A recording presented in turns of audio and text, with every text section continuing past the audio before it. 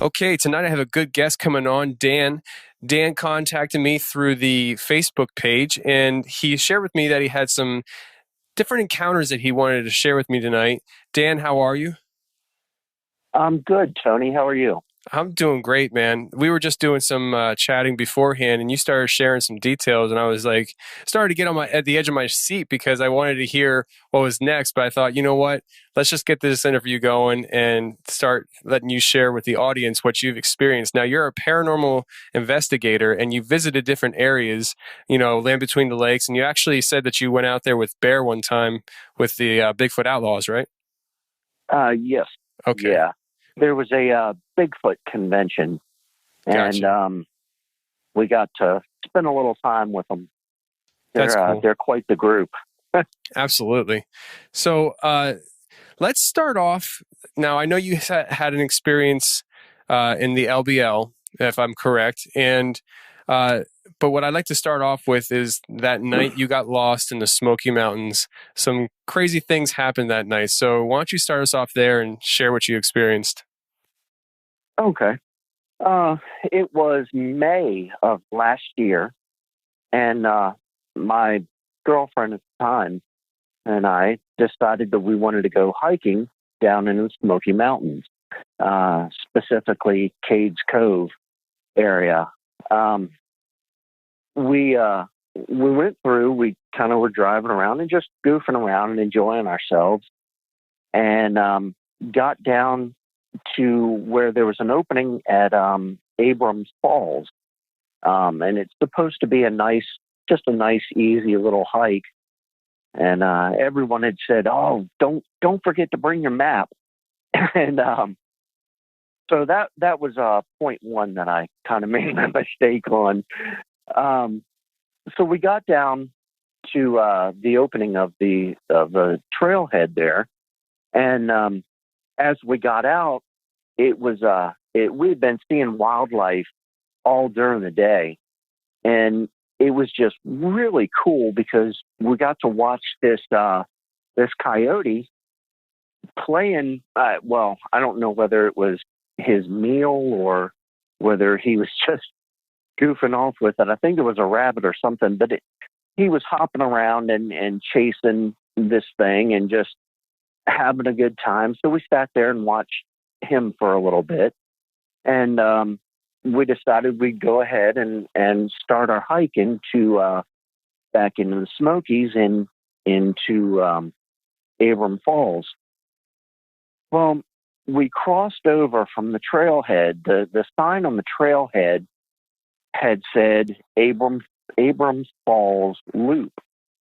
Now, to me, not being a very I guess a very experienced um, longer trail hiker, I thought that when they said it was a loop trail, that it actually looped around and brought you back to the same point where they had dropped you off at. This turned out not to be the case. So as we started, just entered into the woods itself, um, we both of us got the distinct feeling that we were being watched. Now, part of that, I I was telling you, I'm a very scientific type minded guy. Um, I tend not to try and let my emotions or nerves or whatever it may be getting in the way of actually thinking rationally. And anytime you go into woods where um, Sasquatch or anything else have been sighted, it's always kind of in the back of your mind, whether you want it there or not, whether it's actually happening or not. Um, and so, as we walked in, we were actually kind of joking about it, and um, we said hi. We just kind of. I always like to talk about my daughter a lot, and one of the things she used to do is all the animals that she saw, she would say, "Hey, there's my friend the bird." or there's my friend the chipmunk. And so when we were walking in, I just kind of started talking out loud, and more tongue in cheek, kind of than anything else. But I was just saying, hey, Mr. Sasquatch, thank you for letting us come into your forest. And, if we could just see you, that'd be really cool. That'd be awesome.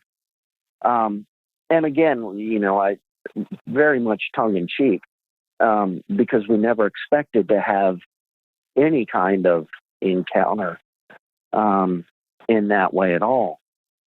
So we kept on hiking. We, about halfway down to the falls, we ended up running into some people that were coming back the other way, and they said, hey, you guys might want to watch out. There's a mother bear up ahead, couple 100 feet, and she's got a couple cubs with her. And so this, being a time here in May, when there's tons of animals out in the Smokies, we kind of kept our eyes open, but we didn't think there was anything abnormal about it, so to speak. So we kind of just rolled on, and we're just talking, having fun, and it's probably getting to be about 6 o'clock in the evening at this time. And so we walk on ahead, and the whole thing of the bear just kind of goes into the back of our head. We ended up not seeing anything.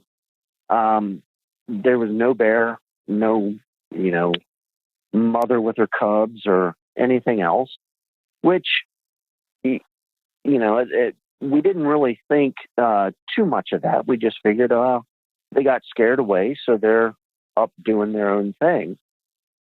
Well, we hike on up. We hike to a big spot where it had this jutting outcrop of a rock, and ended up sitting there for quite a while, just talking and enjoying the beautiful view of the Smoky Mountains, and just the peace and tranquility of it. The night was quiet. Quiet to the point where you don't even realize that it's quiet, if that makes any sense whatsoever. Yeah, absolutely. And a lot of these things that, I mentioned earlier, for me, one thing is a coincidence. Two things that kind of fall together, it could still be a coincidence, but there's not as much of a chance. Three things happen, and then something's going on. And at that point, we didn't really even put two and two together. We kind of sat there and we were laughing about how, we thought it was kind of weird that we hadn't seen any animals yet. But we just figured it was just one of those things, and we were just kind of, enjoying hanging out and enjoying the beautiful night. So we decided to go ahead and hike on further. And by this time, it had gotten dark, and I only had two small lights with me. But the trail was pretty well marked, and so it kind of added to the excitement and kind of the survival aspect, so to speak. Not really survival, but just the whole feeling of the evening. And so we hiked on, and the further we got back into the Smokies, the more we started hearing things that just didn't quite seem to make any sense. There were several times that as we walked along, we could hear footsteps behind us. But every time we would stop, it would stop, or whatever, whether it was a raccoon or squirrel or a, I can't say for sure because I didn't see anything. And then when we'd start up again, we'd start hiking again, we would end up hearing the footfalls. And it to me, and again, I try not to allow my, excuse me, I try not to allow my imagination to just run rampant. And to me, it sounded definitely bipedal. But the way, a lot of times when you're in the woods, in the dark, you're in a known area where sightings have occurred and whatnot. Your mind just has a tendency to play tricks on you, and the imagination just goes kind of wild sometimes. So we didn't pay a whole lot of attention to that. A little bit further in, I had stopped, and I mentioned to my girlfriend, I said, "Is it just me, or did you hear somebody talking?" And it was crazy. It was like it was just out of earshot. You could hear that it sounded like women talking, and it was definitely there. It's just you couldn't understand what they were saying. So it was just barely kind of audible. And we just kind of brushed it off. We figured, oh, that's just some other hikers along the trail that are further back than we are. And they're just, having a discussion and whatnot. So this leads us up to approximately 11:30 at night, and it's gotten dark by now, really dark. And we stopped and went out to get some water. There was a big stream that was flowing down by the side of the creek, and happened to see a little toad out there. So we went out and we're kind of playing around with the toad. And as we came back, we saw this teeny little field mouse, and he was just scurrying. He was scurrying kind of back in there, and we just kind of watched him. Well, seeing him and the mouse made us think and kind of realize that, hey, we haven't come upon any other animals in the 6 hours or so that we've been out in these woods. Now, the Smokies are well known for being a habitat for raccoons and possums and bears and just all sorts of creatures and whatnot. And so it was pretty odd that we ended up not seeing anything at all, except for these little tiny creatures. And it was right about then that we hit a point where, man, it started to spook me out. We hit what I can only describe as a wall of smell. It had as we were coming out from the creek, we started to hit it, and it just smelled like raw sewage and just bad garbage. I don't know quite how else to describe it. I mean, it stunk. It was bad.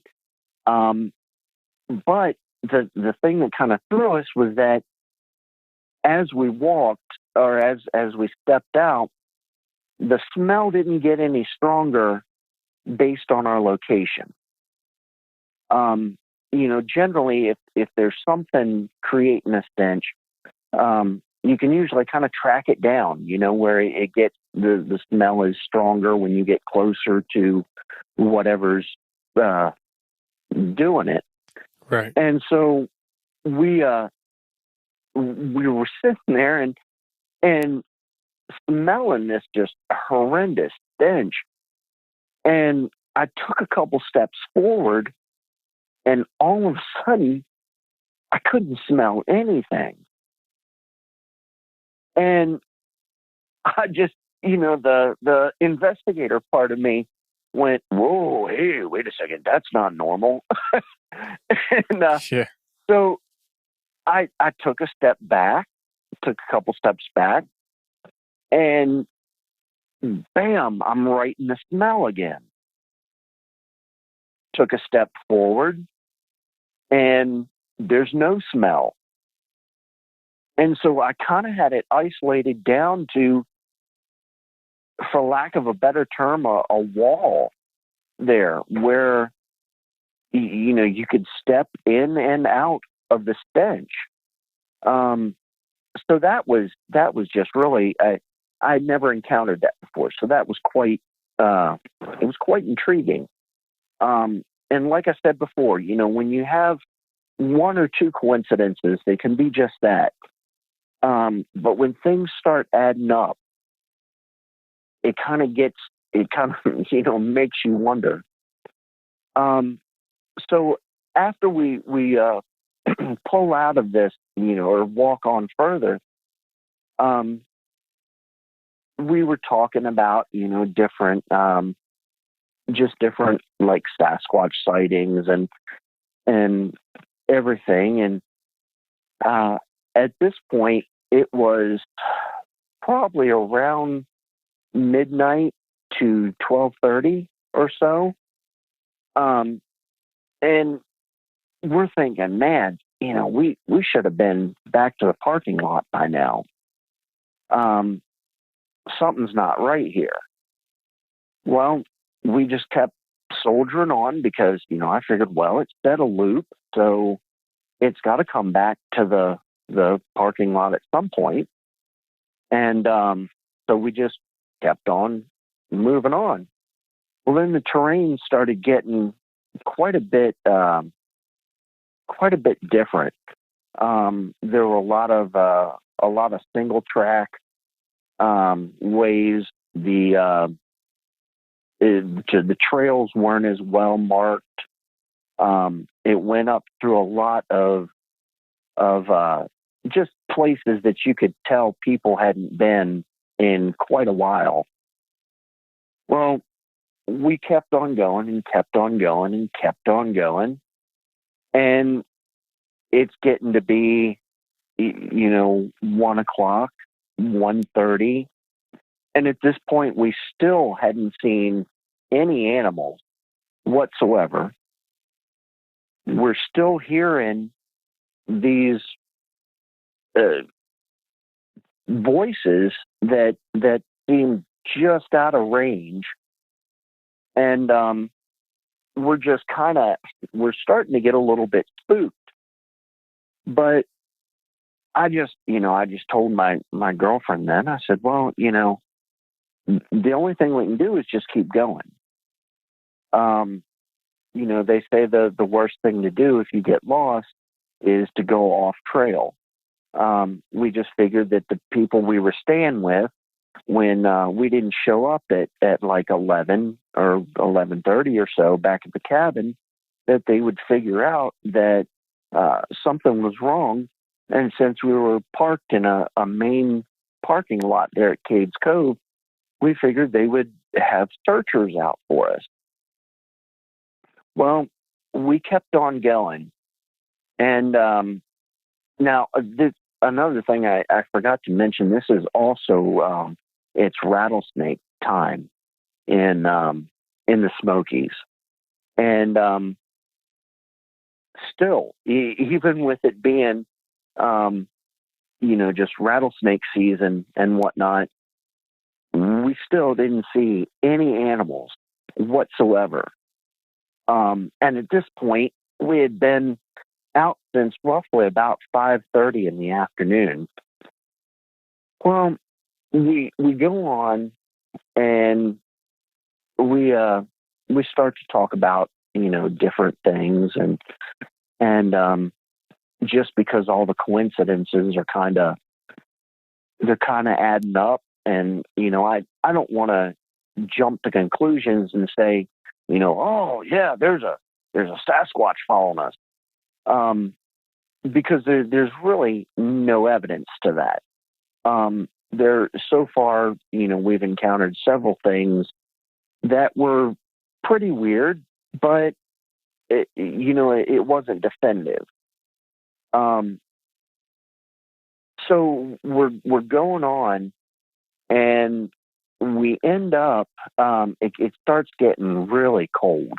It drops down to about 45 or 50, and luckily, I had in my pack. I had a couple of the emergency blankets and things like that I have a tendency to carry with me just in case. And so we ended up making ponchos, little, stuff with just kind of to keep our heat together. And we're still hiking and hiking and hiking. At this point, we're roughly about 12 miles into the Smoky Mountains. And we're getting tired because neither one of us has eaten since about 4 o'clock the day before. All we had with us were Pop-Tarts and beef jerky. And that's not exactly the best survival food. No. So we ended up getting to this creek, and it was a nice free-flowing creek, and it was running over a bunch of moss. And so I figured, hey, that'll be, pretty safe to drink from. So we filled up our canteens and whatnot. And as I was stepping, I kind of misstepped and fell pretty hard and twisted my knee pretty good. So and that, of course, got her all worried and whatnot. And I just kind of, just shook it off, and we decided to motor on.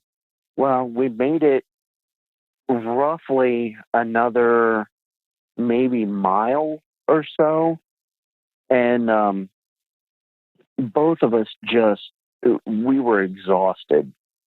At this point, it's probably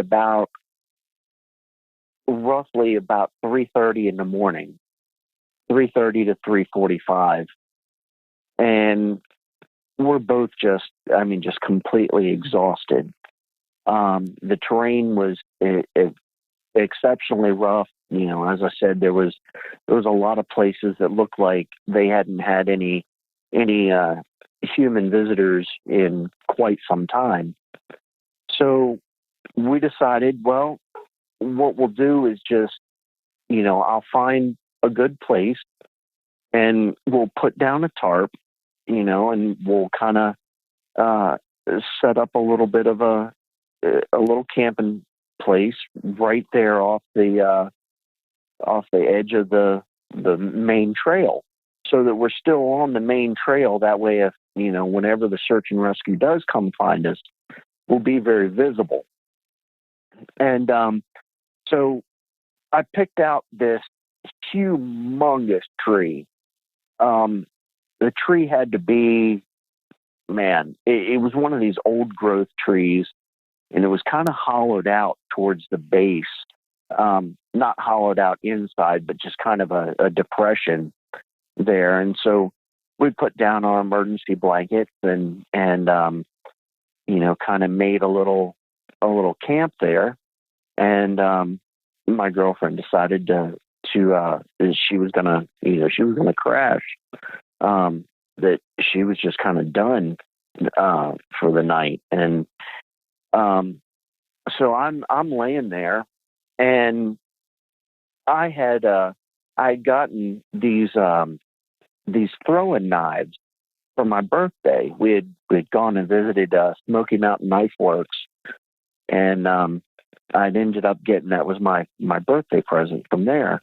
So I took one of the throwing knives, and I had this big long walking stick, and I took and lashed two of the throwing knives going in opposite directions on the top of this walking stick, lashed it there with paracord, because I figured that, if we're laying there and bears come along or whatever, we'd, have some kind of longer reach defense option than, having to keep them right, or have them right on us.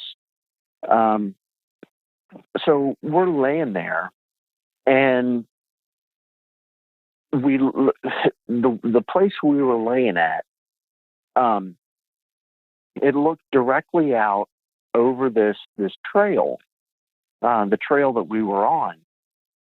And there was a little gap of trees right there.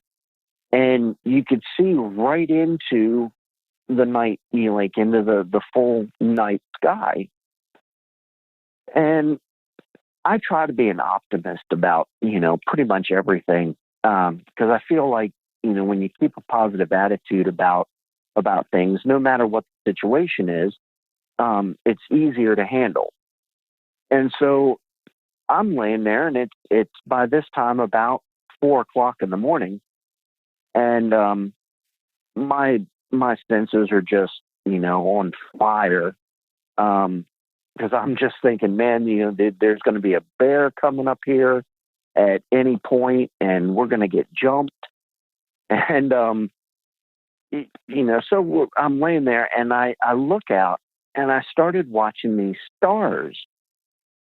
Well, there was a line of 3 stars, kind of like one on top of each other. And it was right in the area that was the clearing that shone right down into where we were laying. And so I'm just laying there and watching these stars and thinking about, what a beautiful night it is. And it's just gorgeous out. Well, then, and real quickly, let me just preface this by saying I'm not claiming to have ever seen any little green men or anything of that nature. And when I speak of this, I mean it in in the definite basis of terms. But I saw this. At first it was about the size of the other stars that were in the little line, but it was a little dot. And Tony, the way it was moving, man, it was impossible for it to have been, a helicopter or a plane, even really a drone. It would go up, and then it kind of cut down almost like at an angle, and then it'd go across and then go back up and then kind of loop around, and just it was the most erratic flight pattern I think that I've ever seen. And so as I'm watching this, I'm thinking, all right, if it's a plane, it's got to have the little lights on it, the beacons that flash and whatnot. And there were no beacons. And so this thing is just kind of doing its little aerial acrobatics. Well, then the 3 stars that were lined up beside it started in unison moving just all around. And I'm laying there and I'm thinking, okay, am I getting delusional because I'm overtired, or am I just imagining this? And so I woke my girlfriend up and I said, hey, I said, look up there and tell me what you see. Well, she got woke up and she looked up and she goes, holy crap, that's a UFO. I said, okay, I just wanted to make sure that I wasn't seeing things. And she watched it for a while, and I did too. And eventually the three that were doing their kind of odd patterns and whatnot went back into their order, like into the place where they had been prior to this. And the one that had been flying around all weird and stuff got, it just maneuvered itself so that it, I got the feeling, and this is where I feel like almost that, I feel like, this is going to sound just crazy, but I got the distinct feeling that it was watching us, and I couldn't shake it. And I'm thinking, man, this is totally irrational. There's no way that from the distance that they're at right now, there's no way they could see it, even with the big gap that's there. There's no way they could pinpoint us sitting there on this blanket next to this huge tree. And so we're sitting there, and then all of a sudden, it kind of does this little kind of a dip down, and almost like in almost like a V pattern, and it dips down and then just shoots off to the right.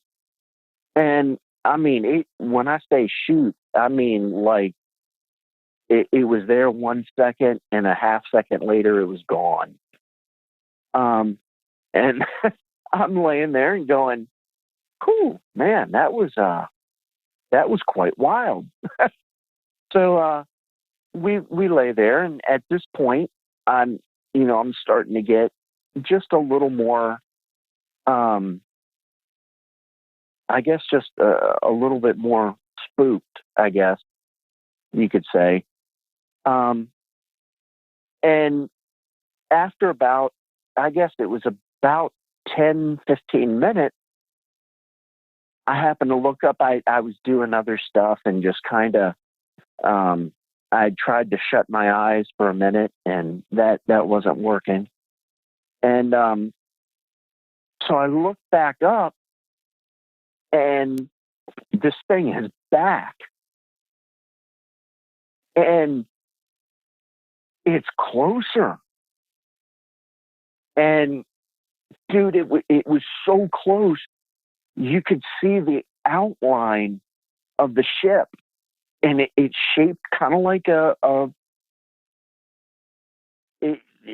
was definitely a saucer, almost like a football. And around the bottom of it, it had these different colored lights that would come on, like one would fade out and then the other would fade in. And so it was going through this sequence of like blue and purple and orange and green and little yellow, and just randomly flashing off and fading into these different colors. Well, then it spun up. Well, not that I say spun. It flew up, kind of went around again, and then moved in even closer. And at this point, the hair on my arms is standing up. I'm I'm bald, but every hair follicle on my head was just, was screaming. My sixth sense or intuition or gut or whatever you want to call it, it is just screaming, dude, they're watching you. And again, I'm thinking, there's no way that they can be watching us, not from this distance. And so they sit there for a while, and the longer that they sit there, the more just I'm just getting to the point where, I'm starting to get really, very much on the edge of my seat.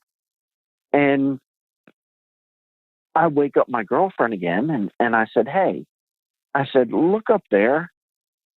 Because I wanted verification. I didn't want to just, think that I was hallucinating something. And she looked up and she's like, wow, that thing is close. She goes, this is going to sound really weird. She goes, do you feel like they're watching us? And that kind of validated it for me. I was like, yeah, I've been sitting here thinking this the whole time. And well, it stays there for another 5 minutes or so, and then just bolts off again, and it's just gone. Well, at this point, we think, oh man, it's probably, the search and rescue should be out looking for us, and we're just hoping beyond all hope that they're going to find us soon. And we're thinking, we stayed right on the trail. We did everything that we should. They should be coming to find us.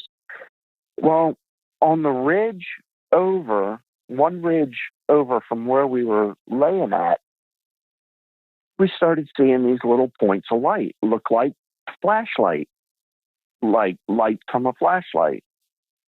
And we could hear dogs barking. And we're sitting there, and I'm thinking, oh man, that's great. That must be the search and rescue team. Well, then it started, the pinpoint light faded out. They kind of went away. And all of a sudden, like, I don't know if you've ever seen, I'm trying to think of the best way to describe it. I think in like a lot of the horror flicks, where you see they'll have a whole bunch of trees, and from behind the trees, they have all of a sudden they'll use like a floodlight or a light, like car lamps or something like that. And it filters through the trees and the forest, and it's kind of not decimated, but decorated by the trees, and the lights get dispersed and whatnot, and it gives off this really kind of eerie look. And the night was, at this point, we're getting into probably around 4:30 or so in the morning. And it gives kind of an eerie look. Well, this light starts slow, and then gradually just get really, really bright. And it's shining out from behind the trees on the next ridge, and it starts sweeping from right to left, just real slowly. And you're sitting there watching this, and I'm thinking again, oh man, am I just seeing things? Or, maybe I'm just too tired, and my imagination is just running wild with me. And so again, I woke up my poor, she can't get any sleep that night, apparently really either. So I figured I just wanted validation. And I said, do you see what's going on over there? And she looked up and she goes, those are searchlights.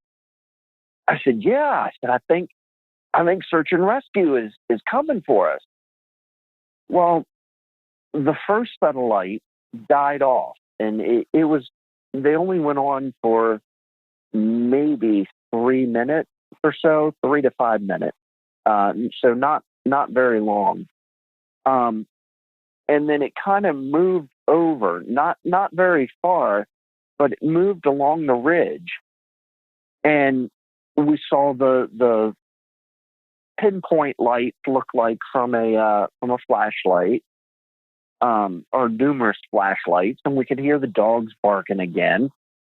And we thought we heard voices. And so, I'm kind of getting a little bit excited. I'm like, oh man, this is going to be great. Search and rescue is going to find us. We're going to end this and we're going to get back to where we need to be. And, it starts kind of on with that process again. The flashlights fade out, and this big, for lack of a better term, it's a searchlight comes on, and it's filtering through the trees, and it goes from right to left. And you just get the distinct impression that they're looking for something.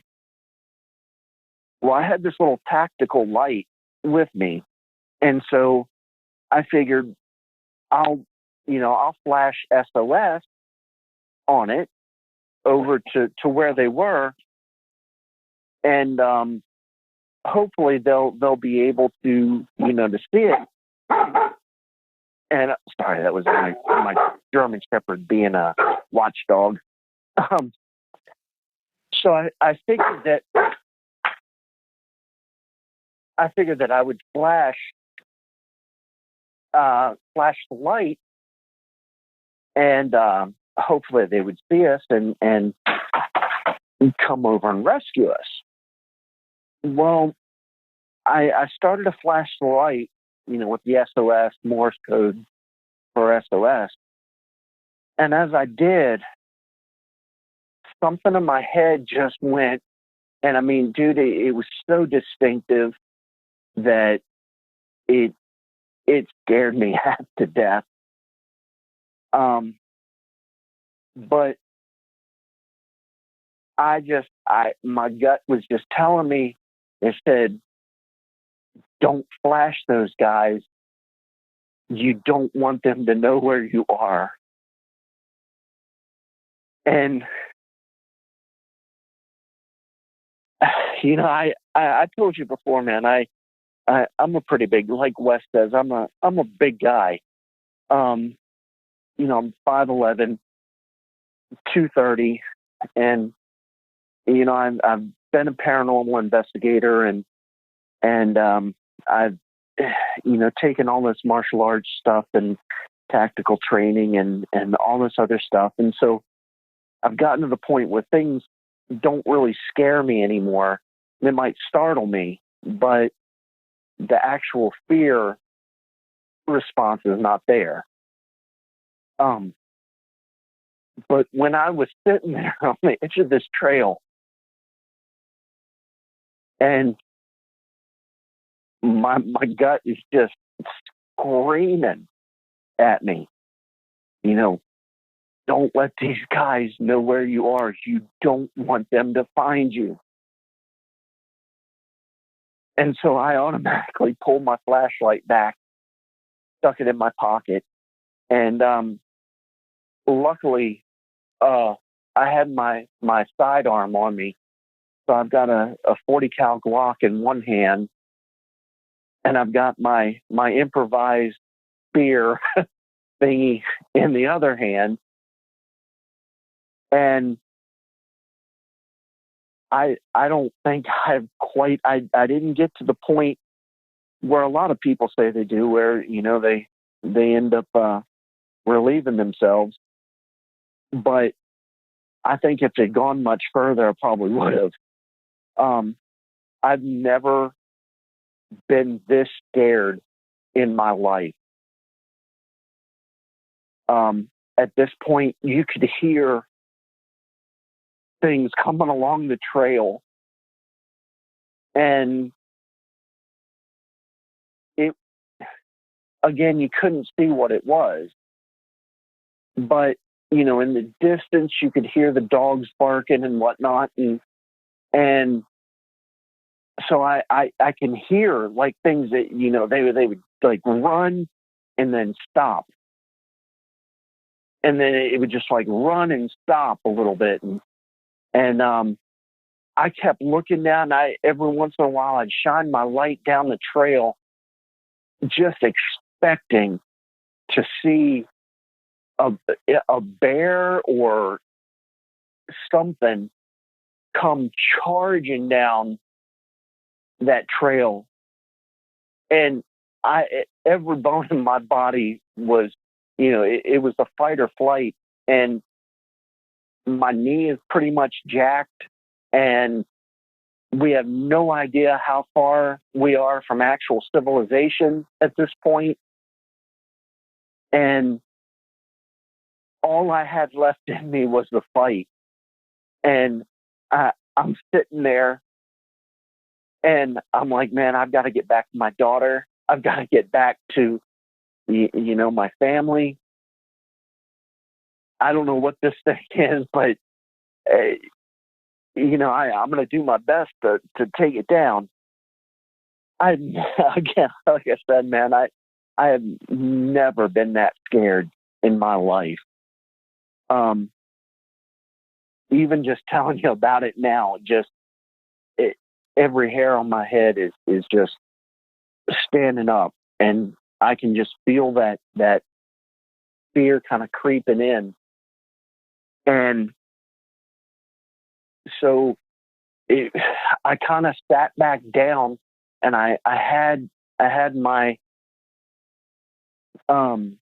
spear right beside my side, and I had my gun right on my chest, and I was ready. I figured if I'm going to go out, I'm going to go out shooting.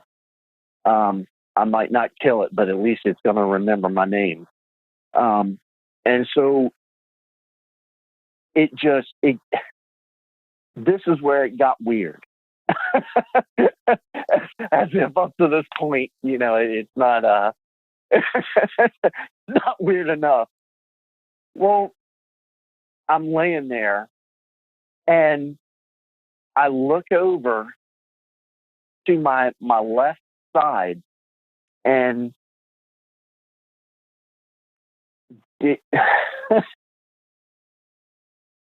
there was this a thing. I can't say it was a Bigfoot.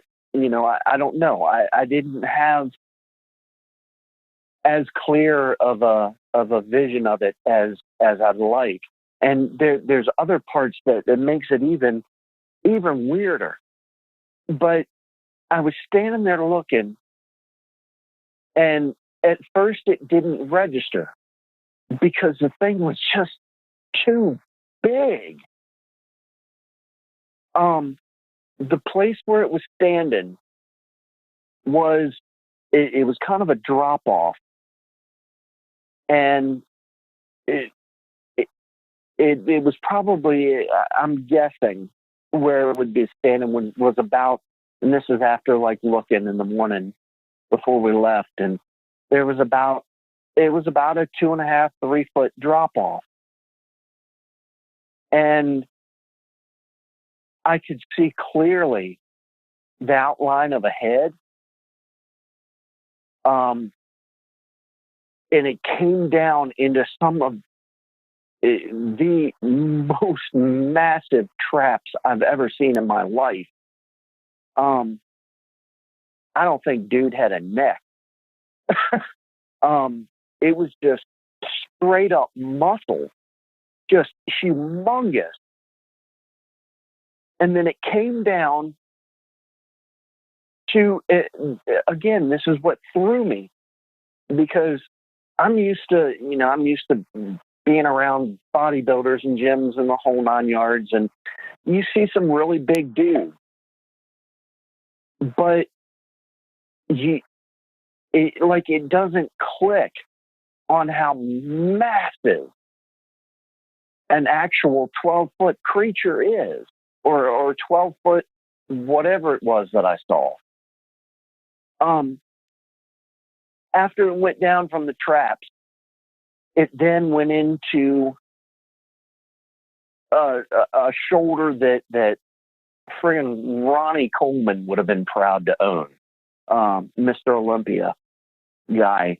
The deltoids or shoulder caps on it look almost like little cannonballs. I mean, it was humongous. I think of I don't know if you know that the wrestler Batista. Yeah. Yeah, he does like the Guardians of the Galaxy.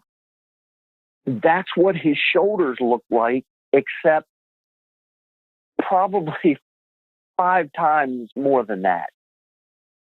And it was definite, man.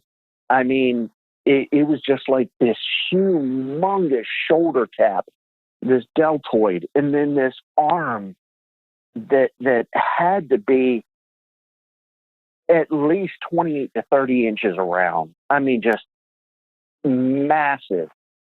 And from the edge of his, or where like his neck would be, if he didn't have the traps in there,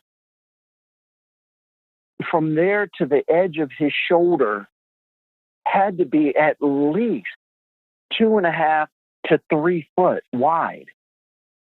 And I'm looking at this thing and I'm thinking, God, there's just no way that this can be real. There's no way. It's just way too big to be real. And so I'm looking at it and it's just standing there. And I look up to the face and it's freaking smiling at me. Like, it's just looking right down at me, just smiling. My daughter had this game called Singing Monsters, and one of the monsters on there looked just like it was kind of I don't know what the maker or whatever called, but it had this. That's kind of what my mind related, because it was really dark.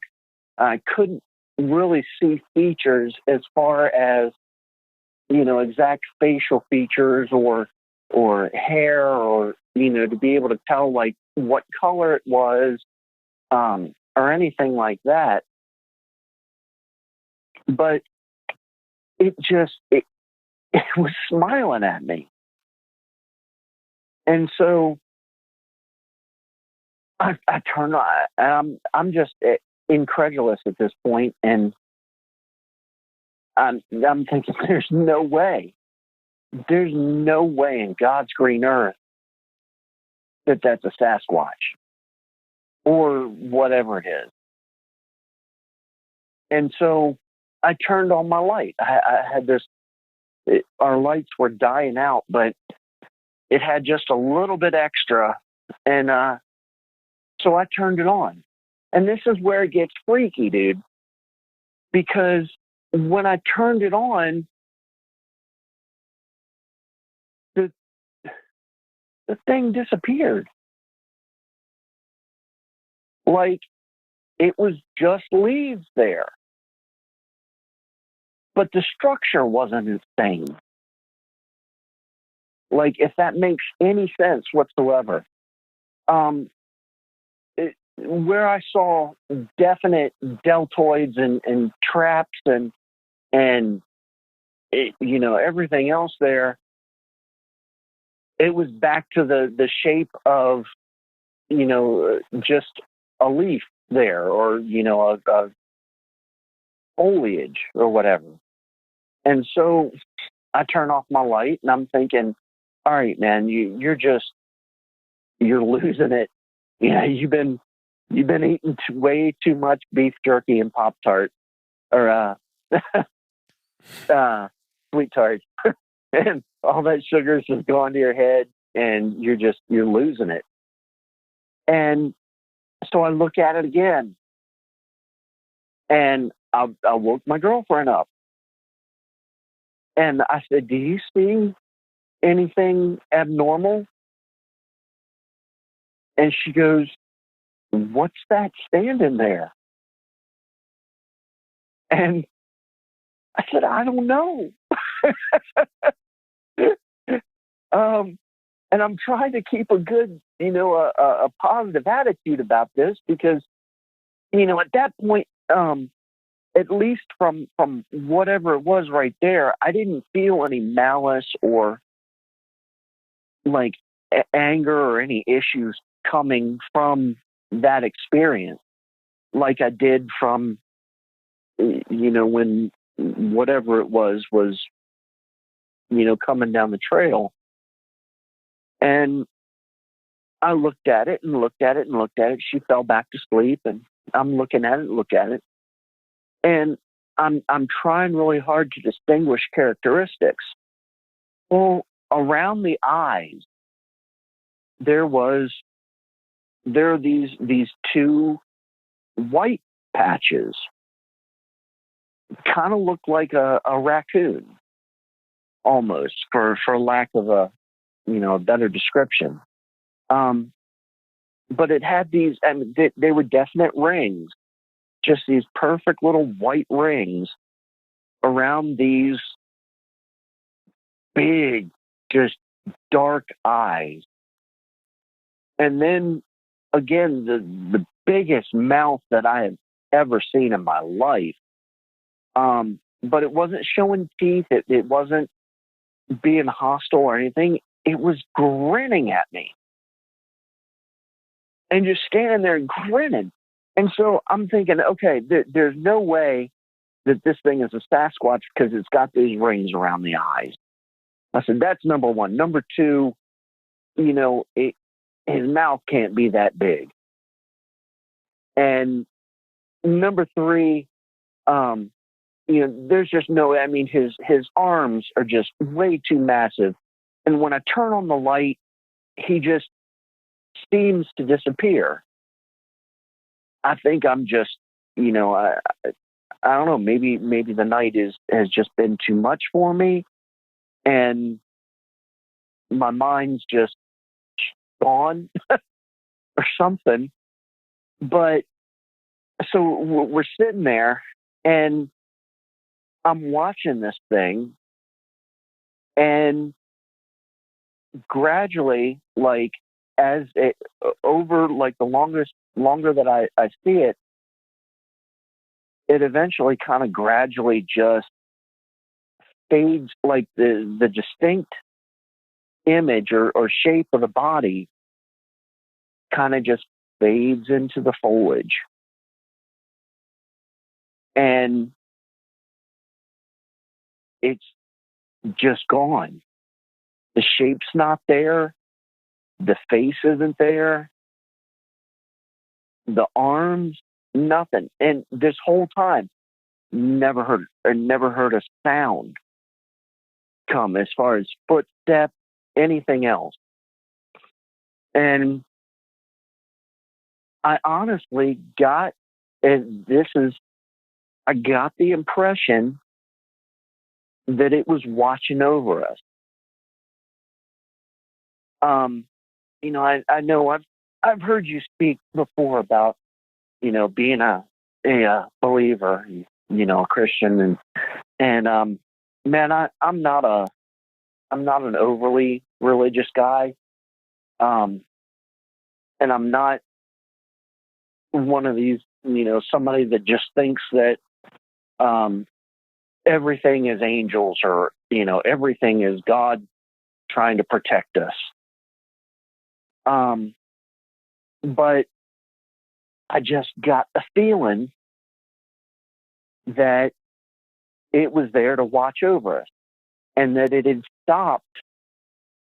Why I didn't see it before was because it had stopped whatever was coming down that trail to do us harm. And so it starts getting a little bit lighter out. And like I said, it just kind of disappeared into the background, into the foliage. And we're sitting there, it's kind of, my girlfriend's starting to wake up. And the first animal that we see is this snow white owl. And it flies in and sits on a branch kind of opposite of like the whatever it was I saw was on the left-hand side. The owl was on the right. And it just flew up there and sat there, kind of like a sentry does, almost. Like he's just watching us and keeping guard. Well, I kind of laid back. For some reason, I got a really peaceful feeling, man. And I kind of just laid back and just tried to close my eyes. Well, right about this time, I hear the snow white owl kind of go, it was definitely an order. I don't know what he said, but I don't really speak owl, but it's something. And there came another big owl just out of nowhere. Dude came swooping down, flew right over top of our heads, and landed about 3 foot behind this huge tree where we were, grabbed something in his talons and flew off. Now, again, I can't say for sure, and I'm sure you'll unfortunately probably get a lot of hate mail about this because, trying to assign actions or whatnot to things that can't actually be described as actions or motives or anything like that. So I don't know if this one bird was telling the other bird to go. Like I said, I just kind of got the feeling that he was watching over us, and I thought back about it and remembered that it was rattlesnake time, season. And I had nothing to back this up, no kind of evidence. I got the feeling that he sent his buddy fly down there and grab a rattlesnake that was coming up behind us and took off with it. Again, like I said, I have no proof of that. But up to this point, we hadn't seen any other animals in the woods at all. Just these now 2 owls. And so we get ready to go. And it's approximately about 5:30, 5:45, 6, somewhere around in there. And the sun has come up and, we can see everything. And I looked back at the spot where I thought I saw whatever it was standing. And, had it been shrubs there, it still would have given off. And I understand that lighting plays a big part. Lighting and your situation plays a big part in what goes on in your psyche. And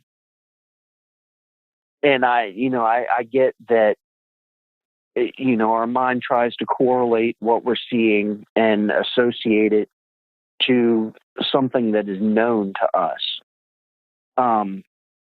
Hence why people see faces in cinnamon buns and things like that. And so I'm looking, and dude, there is nothing there that could be even halfway mistaken for a form. It's just some sparse, like, limbs coming off. The ground where it went over the dip, and where if it really was something there, where it would have been standing, that was kind of messed up. Looked like something had been kind of scuttling around. But there weren't any kind of footprints or anything of that nature. And so as we're getting ready to go, I just, again, kind of emulated my daughter. And I said, Mr. Al, I said, thank you so much for watching over us. And dude, I realize it kind of sounds corny now, but, I think whether they understand us or not, I think animals can kind of get the gist of what, as far as your attitude, and, they can sense fear and all the other emotions. So why not gratuity?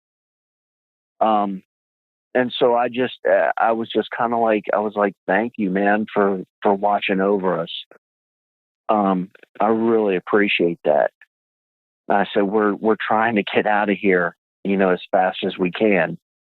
So we start hiking again, and we finally get up to this. We're coming down a ridge, and I was singing as loud as I could, just because I figured, man, obviously nobody's come for us yet, so maybe if we can just hear, somebody can hear us, or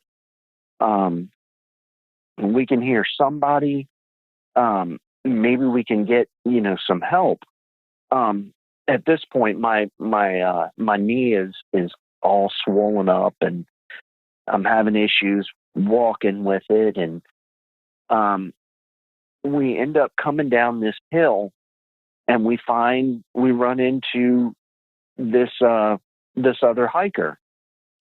And dude, we were I don't even really honestly remember much of what he looked like, but we couldn't have been happier to see this man.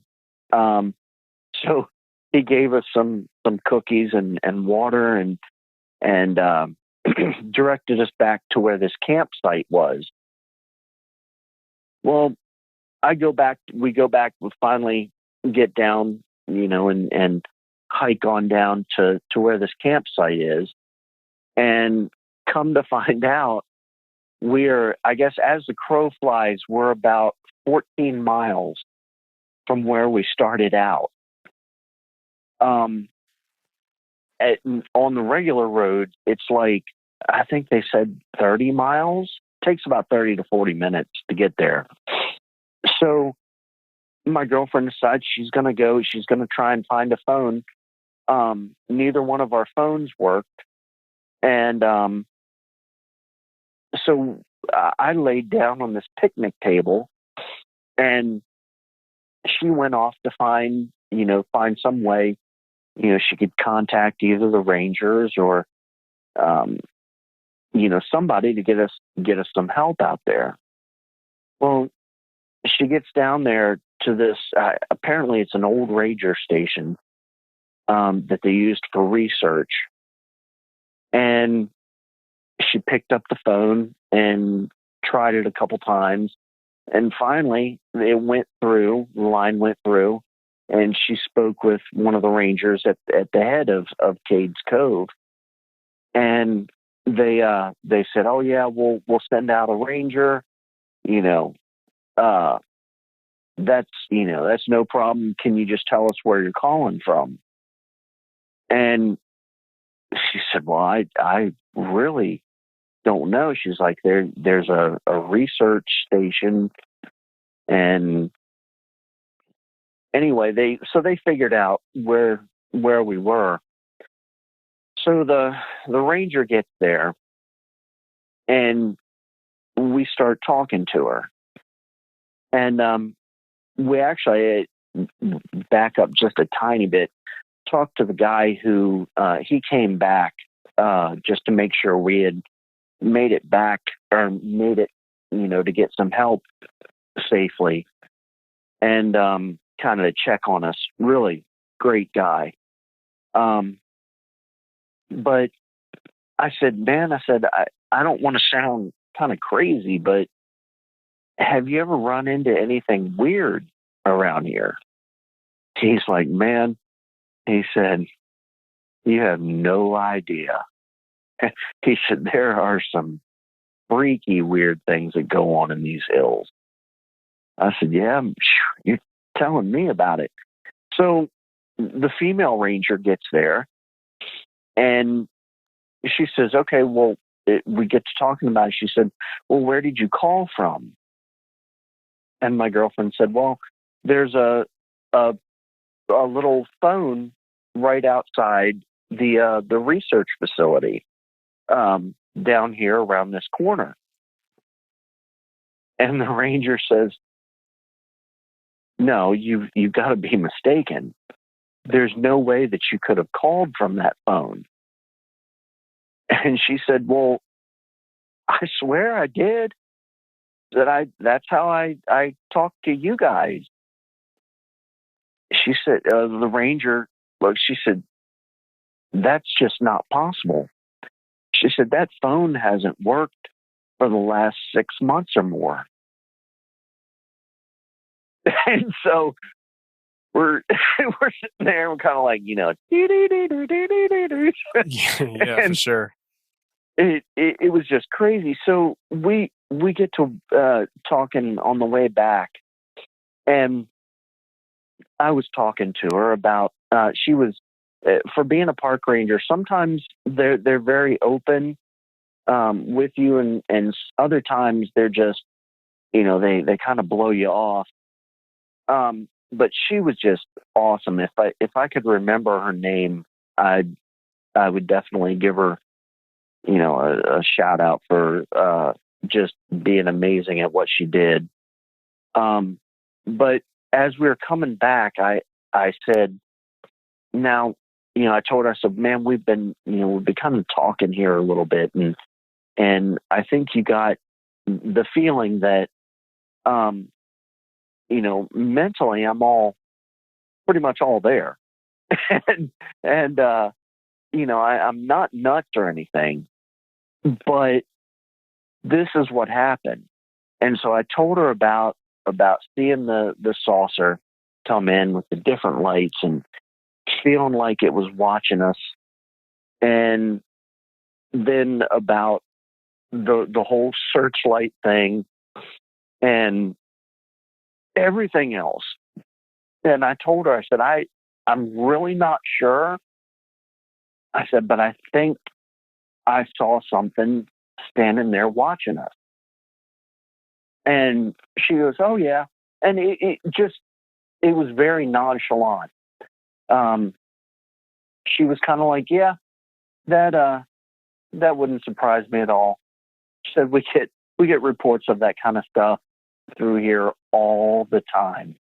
She goes, "In fact, part of the one of the documentaries for the Missing 411 series was shot close to where she was, and she said she was there the day that they were actually filming."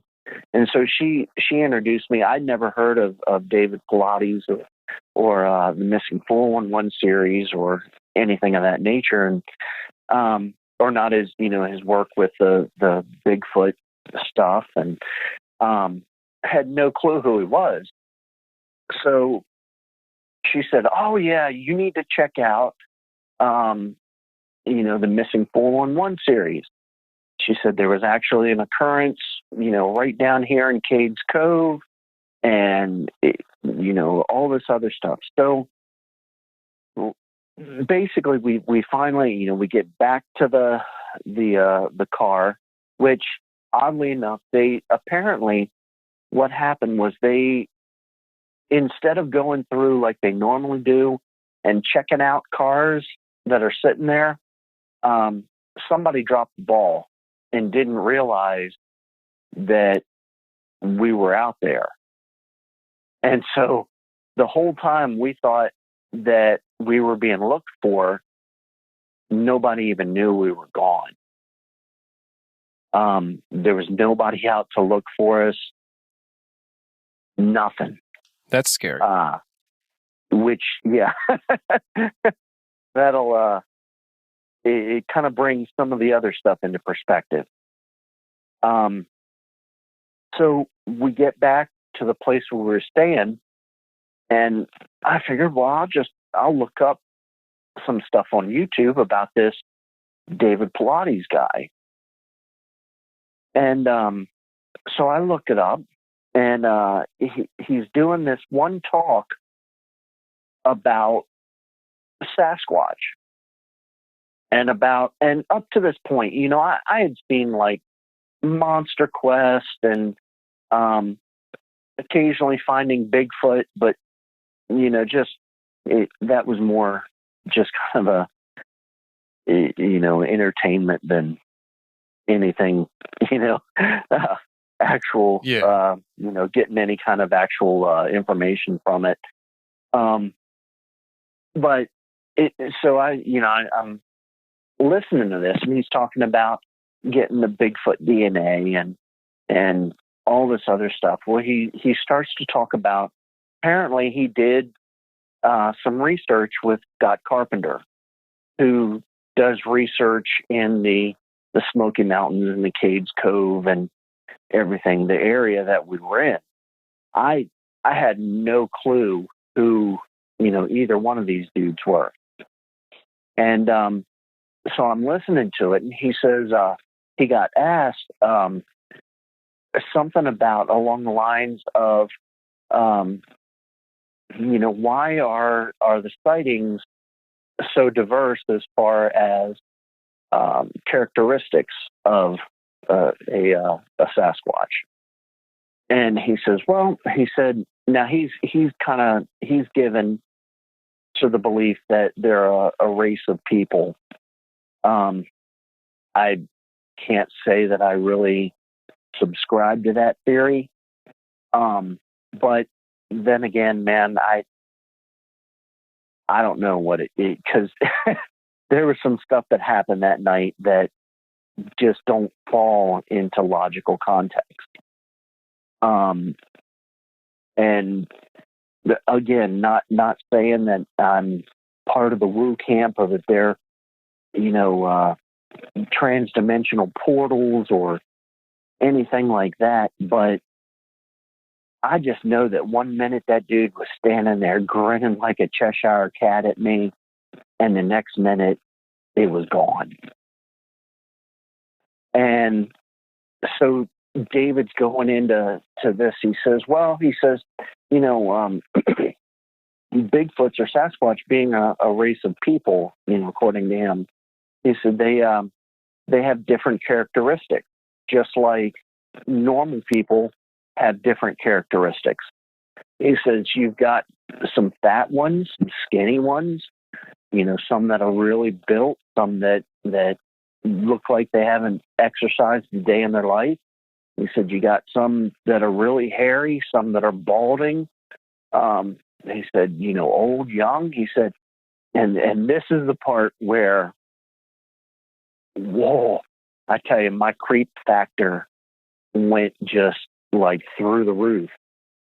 But he goes, quite specifically, he said the tribe or breed that are in the Smoky Mountains have sorry man, makes me get a lump in my throat. But it goes, quite specifically, they're known to have white rings around their eyes, kind of like a raccoon. And I went, holy. And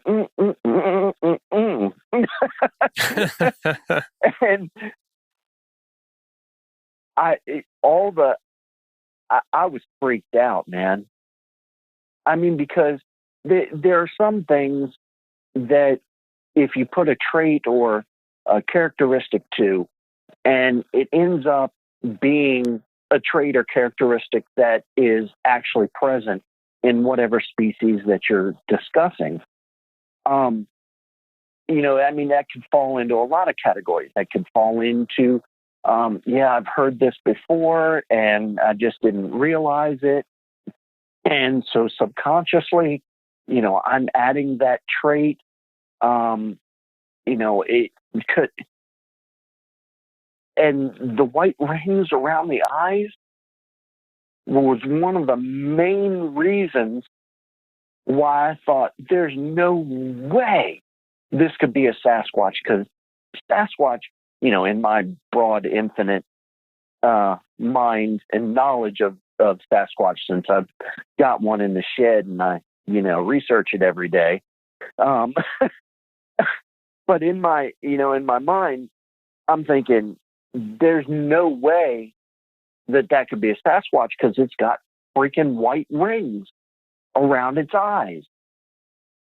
And when he said that, you know, quite notably, the ones in the Smoky Mountains have the white rings, kind of like a raccoon, around their eyes. Man, that was a kind of come to Jesus moment. And so, you know, listening through all this stuff, and I still, I mean, at this point, and actually afterwards, I was listening to or looking through some pictures on the web, just out of curiosity to see if I could find something that resembled the face that I saw. And I found this one, and I can send it to you over, or I'm not sure whether I sent it to you on Messenger or not, but there's this photo of this Sasquatch, just, again, got that Cheshire cat grin, man, except he's showing all his teeth. And I'm like, holy crap, that's what I saw. And except mine had the white rings around its eyes. And I tell you, that was in a lot of ways, man, it made me question everything I thought I knew. And it definitely scared me worse than anything I've ever had happen to me in my life. But yeah, that was that night that we got to spend in the Smoky Mountains, and quite frankly, man, I'm not sure that I'll ever go back camping or hiking there again.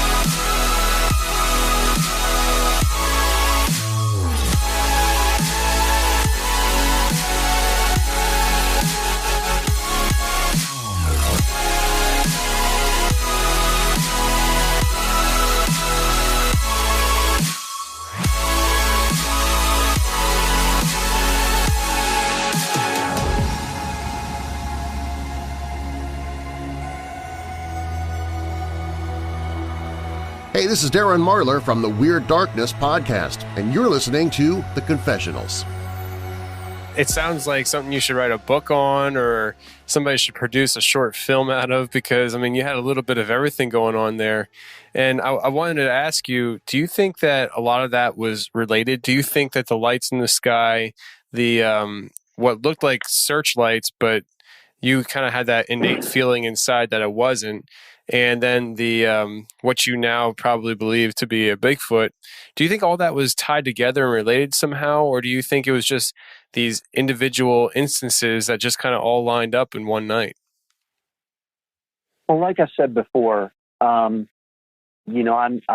pretty particular when it comes to it, with having a background as a paranormal researcher and whatnot.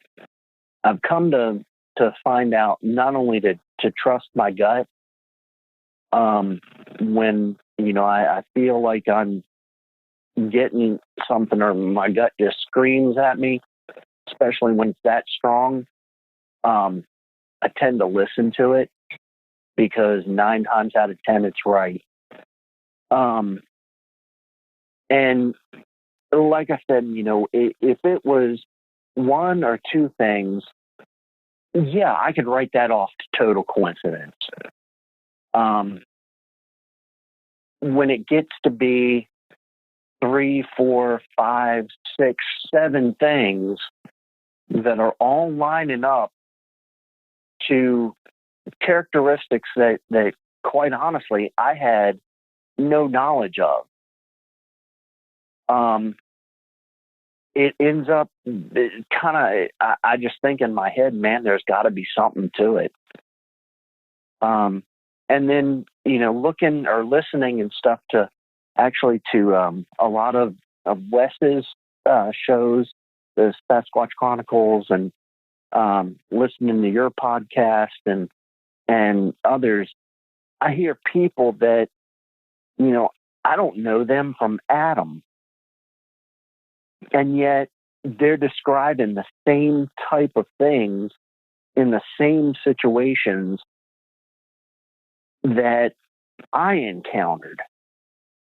And so I kind of go back to the theory, if it walks like a duck, quacks like a duck, and looks like a duck, and lays duck eggs, then chances are it's a duck. And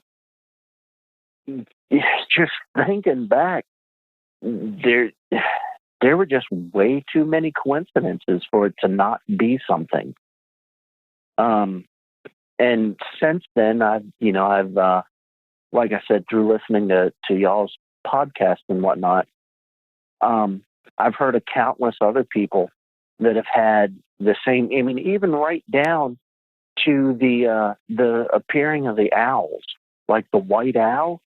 And I don't know if that goes into symbolism or what it does, but I've heard several different people talk about, having an encounter with an unidentified flying object, and then the whole thing with the dog men, the light coming, or possible dog men. I can't say that, because I didn't actually see them. So let me correct myself.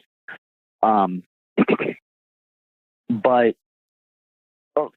like I said, man, there were just way too many coincidences for it to not be something. Right. Yeah. No, I totally get that. And I wanted to ask you, when you said you saw it smiling at you, I mean, when you run that back through your head, and you seem like somebody who tries to find logical explanations, does that smile, when you run it back through your head, and I hate to put you through that, but does it seem like possibly maybe panting? Is that even a possibility, that maybe it was panting? It was just straight up grinning at me. It was just, and that was the weirdest thing, man, because he was just straight up grinning.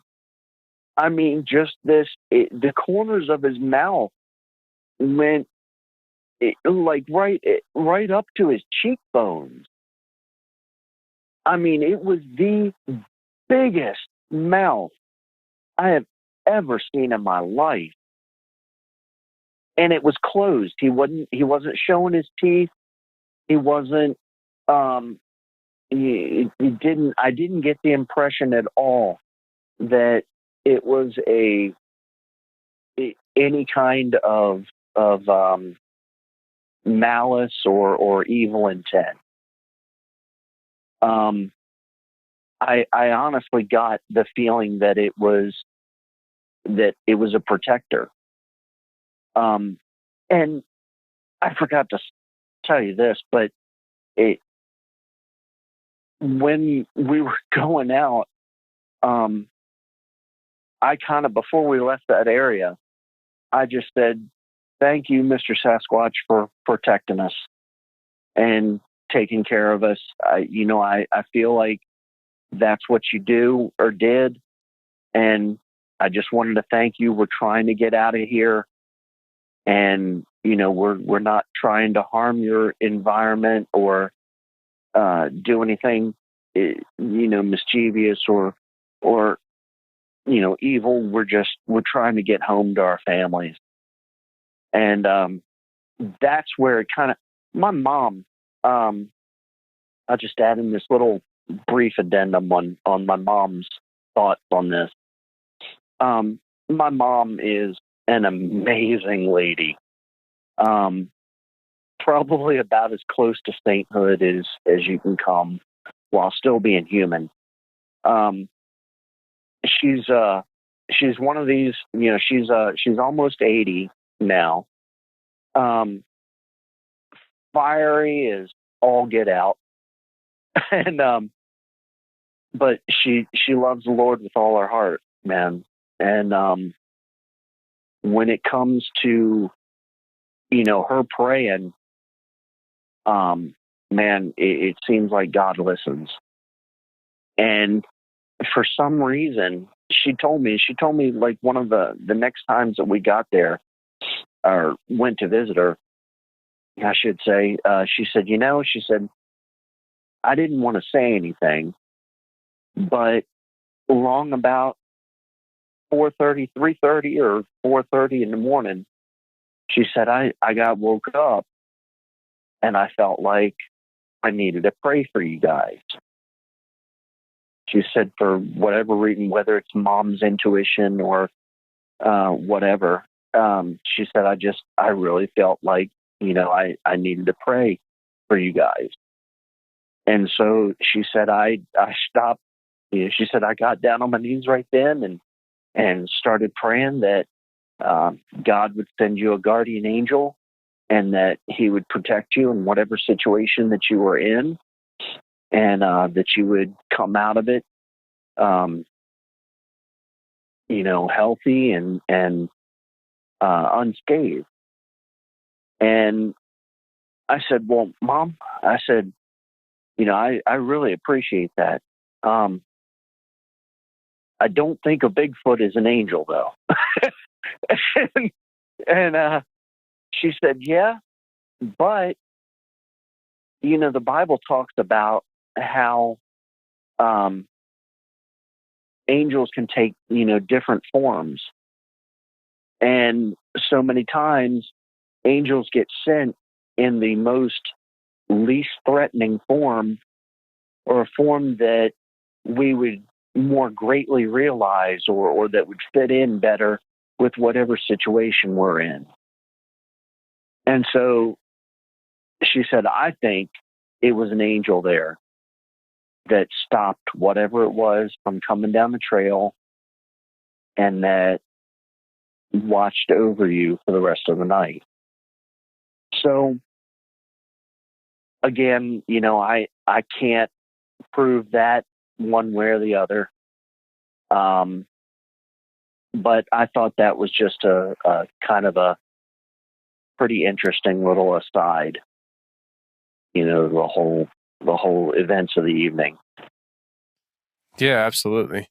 I mean, that whole evening was just like, well, you referenced it earlier. It seemed like something straight out of like the Twilight Zone. It was like one thing after another, and on top of it all, you were all banged up yourself, and it's not like you could just run away, and it wasn't like you felt like you were prepared to defend yourself if you needed to. It's all just kind of like, I don't know, like a perfect storm. When you saw the lights in the sky, and then the lights looking like it was searching for something, did you hear anything, or was it like just completely silent? When it was the UFO, and I use that in a very broad term, just as being unidentified object that's flying.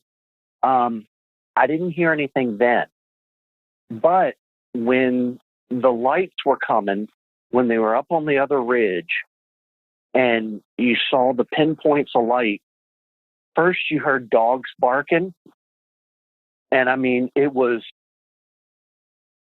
a lot of dogs. There seemed to be, which I thought, well, it's the search and rescue. They brought dogs out, and so we just heard all these dogs baying, and they were just barking and causing a ruckus. And you could hear voices again talking, but you couldn't really delineate what they were saying. Like there was nothing.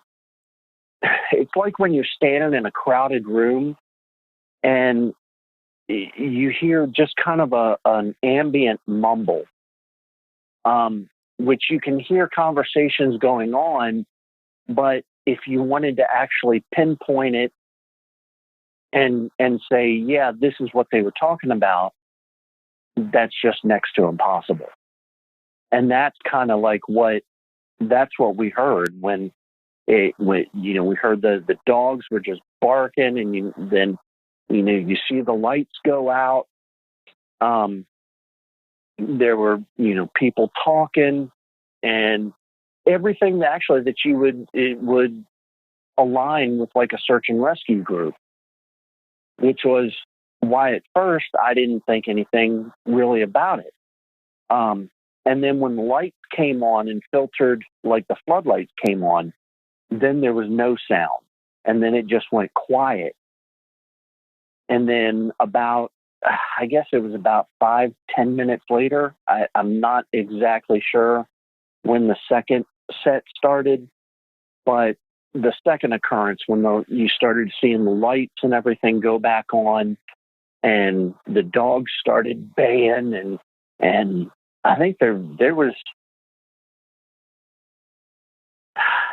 I'm trying to think back as to whether we heard any actual howls, and I don't believe it. It was all, from my recollection, it was all just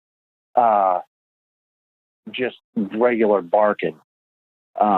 Like when a coonhound gets on the scent trail or something, and they're just, yeah, that absolutely. kind of stuff. That's what it sounded like.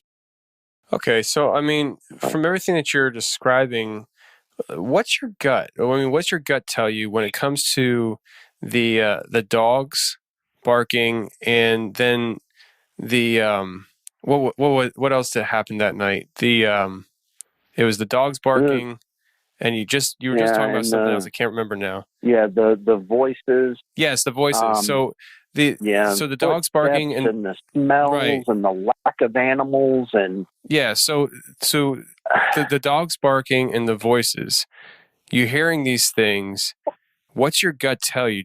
Does your gut tell you that they were actually dogs there barking and people talking, or do you think that there was something else going on?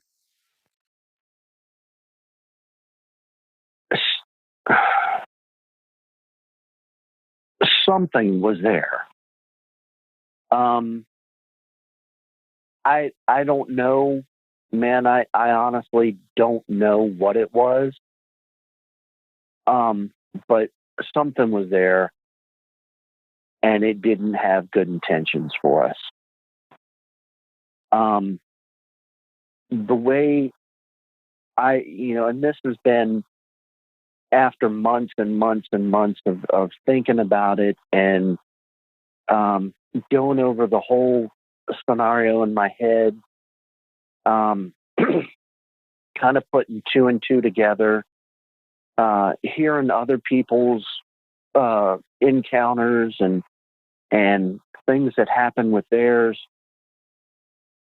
I think, and again, this is pure conjecture. From the things that happened to us, all the coincidences, the smell, the sounds of people following us, the discussions or the not chatter, but sounding like people were having conversations, we couldn't understand them. The sighting of the UFO, feeling like it was watching us, being scared.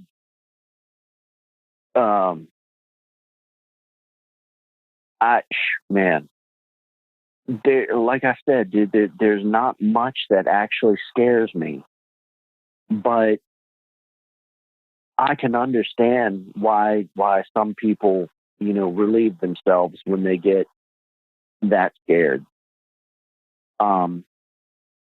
I was even retelling it when I was retelling you earlier.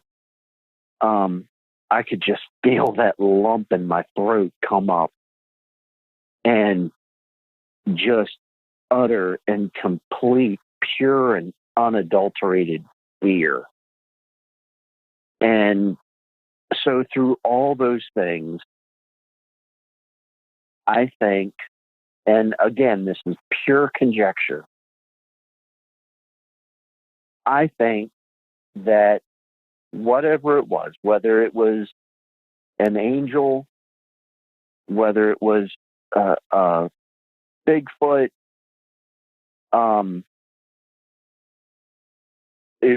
whatever it happened to be, I got the feeling that it had been the one following us pretty much ever since, we walked into the trailhead there. And I felt like he had been the one, or I say he, but it had been the one that had been following us and making sure that we were okay. That's why there were no animals around. That would explain the wall of stench, the footfalls, the chatter that we heard, or the voices without any, without the ability to be able to actually understand them.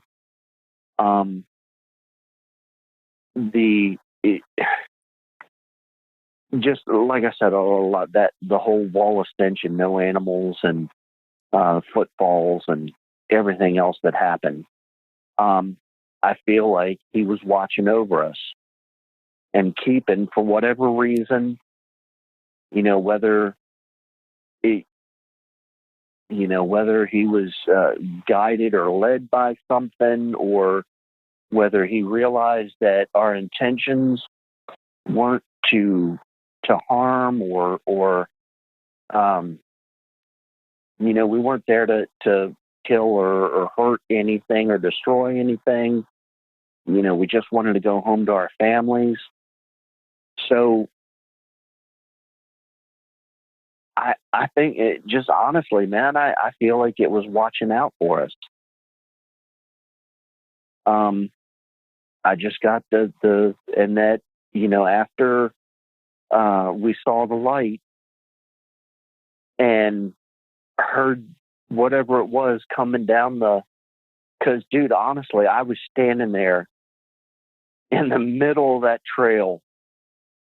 I had an extra clip all ready for a tactical reload. I had one in the chamber. I had, my arms crossed over. I had flashlight in one hand, my Glock in the other. And I was actually holding the spear with the flashlight like right next to it. It's one of those little teeny tiny tactical flashlights.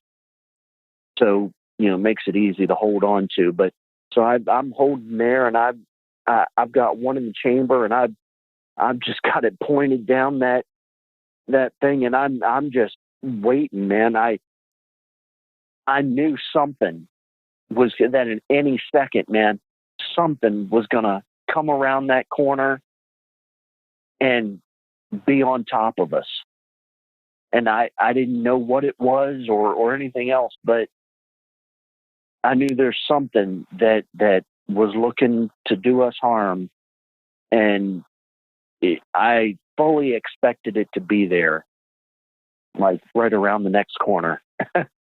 And thankfully, for whatever reason, man, and like I said, I kind of get the feeling that it was acting, if it was a Bigfoot, if it was an angel, or whatever it was, I feel like it acted as a guardian that night. And I feel like it watched out for us and kept us from having something really bad happen. Yeah, I can understand how you feel that way.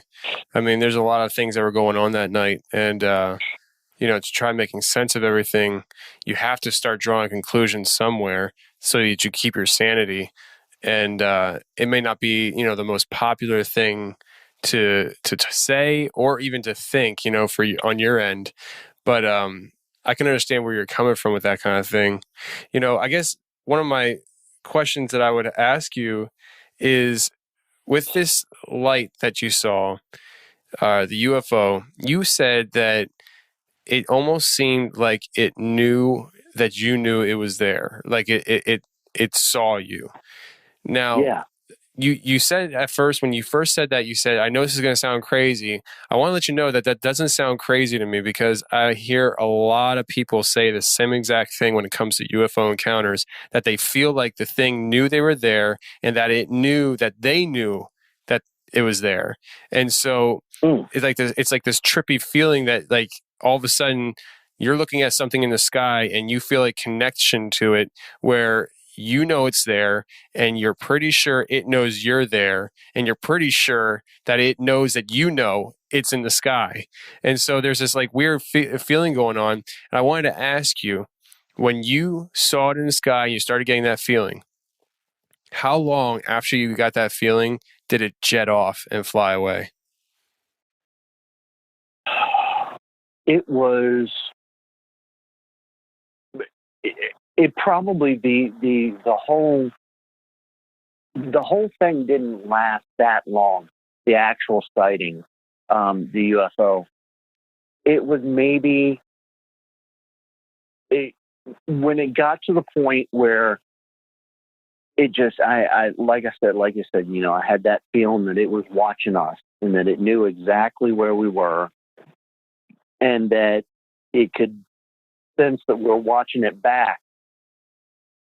And it wasn't, but maybe, I'm thinking maybe about 30 seconds.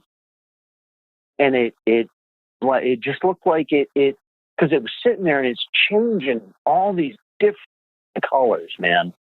And it was just, it would go from like a red, and then it, glow real bright, and then into a yellow, and then green and orange and purple. And you could see it was going around in a kind of cylindrical shape. And it was just like it, when I figured out or it kind of got the feeling that it was just like, man, hey, we both know that each other are present. And then it just, bam, it was gone.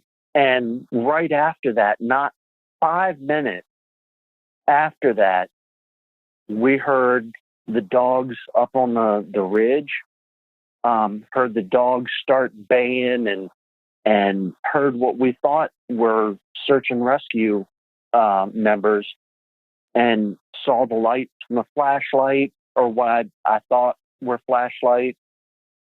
and then the floodlights coming through the trees. it was maybe a total of 5 minutes after the UFO just kind of jetted off, man. Again, this is going to even sound weirder. It was almost like they pinpointed our location and was telling, like, the people over, or telling whoever was operating the light. I don't know, but whoever or whatever was doing the light anomaly thing, it was like they had radioed in, like, hey, we have their position, they are blah, blah, blah, blah, blah, blah, blah, in this, little clearing. And that's just kind of like, I don't know. It was just one of those things. It was just, there's so many coincidences that they end up just falling together so perfectly that, you have to wonder. But yeah, I mean, after, you got the whole, I see you see me, whole deal, they were gone in maybe 30 seconds. And it was just a straight, bam, kind of horizontal flight. And within the blink of an eye, they were gone. I mean, they were just gone. They were out of there. I got you.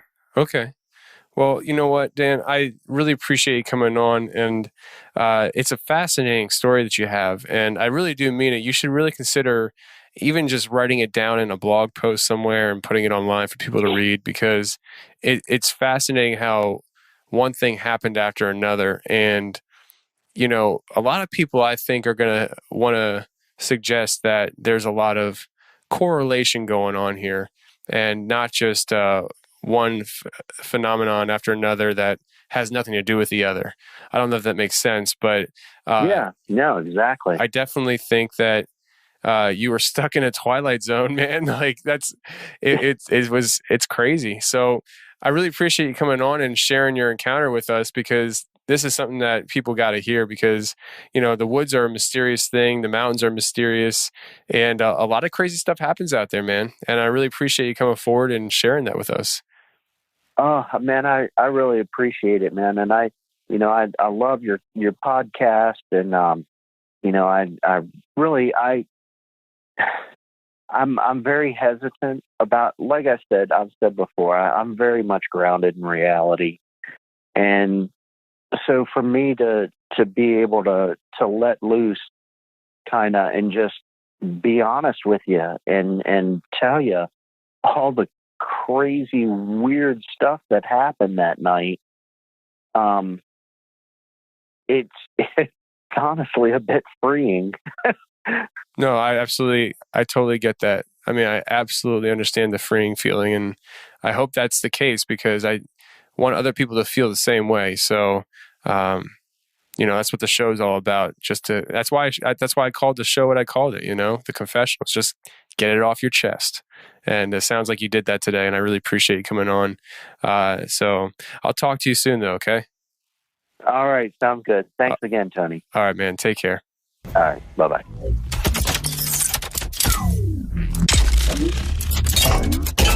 Well, that's the show, everybody. I really hope you enjoyed it. And if you did enjoy it, there are 3 things you can do to help support the show. 1, you can go to iTunes and leave a 5-star rating and review. 2, go to patreon.com/theconfessionals and sign up to become a patron. Or 3, go on social media and share the link to this show that you're listening to right now. That would help me out a great deal as well. And until Thursday, take care, stay safe, and remember, the truth will set you free, but first it will piss you off. Bye. Crystal skies, crowded places, lonely faces, howling wind. In those eyes, desperation, hesitation for the wind. Running running from the darkness of the night. We'll be shining past the brightest light, just like gold, just like gold. Believing we can spark the break of dawn. We can find the power to be strong, just like gold, just like gold.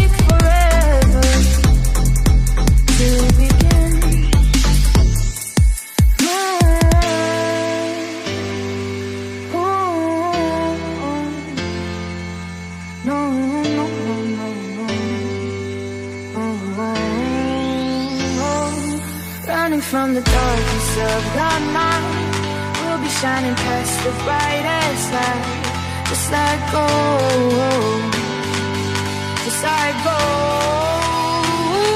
Believing we can spark the break of dawn.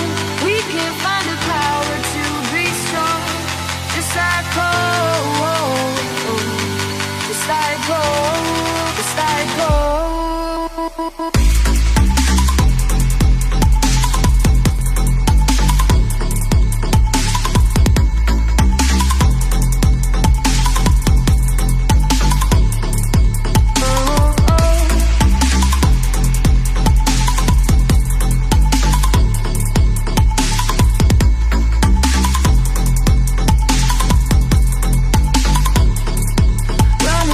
Darkness of the night, we'll be shining past the brightest light, just like gold.